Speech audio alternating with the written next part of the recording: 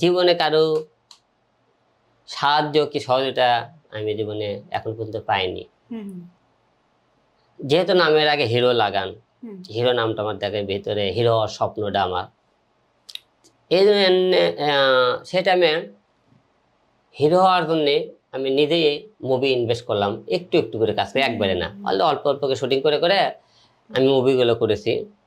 আমার নিজস্ব প্রযোজনে আমি নিজে হিরো, নিজে প্রডিউসার হয়ে, যে হিরো আলম থেমে নাই, কারোর ওয়েট করতেছে না। হিরো আলম নিজে নাম ডাক অর্জন এত কিছু তখন নিজে করতে পারে, সিনেমাও বানাতে পারবে। আমি কাউকে যা জীবনে বলবো না ভাই আমাকে নিয়ে, এখন পর্যন্ত আমি জীবনে কোনোদিন মানুষের মাথা নত করিনি যে আমাকে নিয়ে একটা মুভি বানানো হোক। এরকম করতে করতে 60টি মুভি নিজেই প্রযোজনা করেছি। এবং বাংলাদেশে আমার 3টে মুভির কাজ বাইরে প্রোডাকশন চলতেছে, কলকাতায় 3টে মুভির কাজ চলতেছে বাইরে প্রোডাকশনে। তো পাশাপাশি কিন্তু বাইরে প্রোডাকশনে কাজও করতে, আমি তো নিজে ইনভেস্ট করে আপনি 7টা সিনেমা না করতাম তাহলে কিন্তু কেউ আমাকে হিরো হিসেবে নেওয়ার সহযোগিতা অথবা সাহস করতো না। আপনি সিনেমাগুলো কোথায় মুক্তি পেয়েছে? আমার সিনেমাগুলো সবকটা হলে রিলিজ পেয়েছে। আচ্ছা আচ্ছা, সবকটা হলে রিলিজ হয়েছে। কেমন সাড়া পেয়েছিলেন? আসলে নিজের কথা নিজে তো বলা যায় না।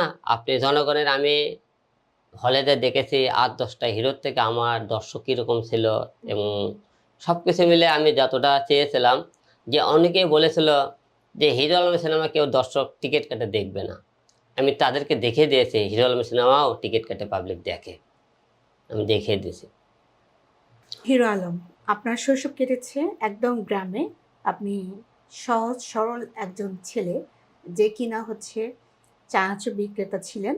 সেখান থেকে আজকে যে হিরো আলম, কেমন লাগে? এই ফিলটা কেমন অনুভব করেন?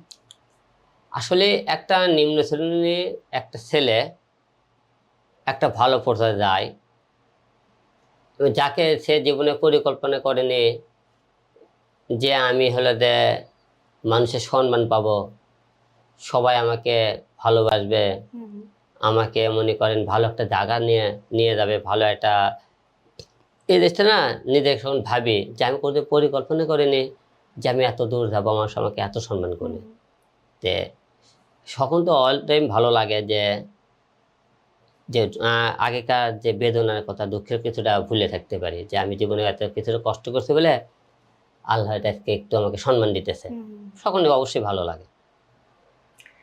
আমরা সবসময় দেখে এসেছি যে গুগলে সার্চ করলে আপনার নামটা সবার আগে আসে। এই এত জনপ্রিয়তা, এটা কিভাবে দেখেন? আসলে এটা উপরওয়ালার দান, 1 নম্বর। উপরওয়ালা চাইছে বলে আজকে এত সম্ভব হয়েছে, এবং জনগণ এতটাই ভালোবাসে যে যে ভালোবাসার কারণে সবটাইম হিরো আলম 1 নম্বরে থাকে। কারণ কিছু লোক যে ভালোবাসে আমাকে, কিছু লোক হয়তো ভালোবাসে না, কিন্তু নেগেটিভ পজিটিভ থাকবেই। কিন্তু এত কিছুর পরেও যে আমি একটা জায়গা তৈরি করে নিতে পারছি, অবশ্যই ভালো লাগার বিষয়।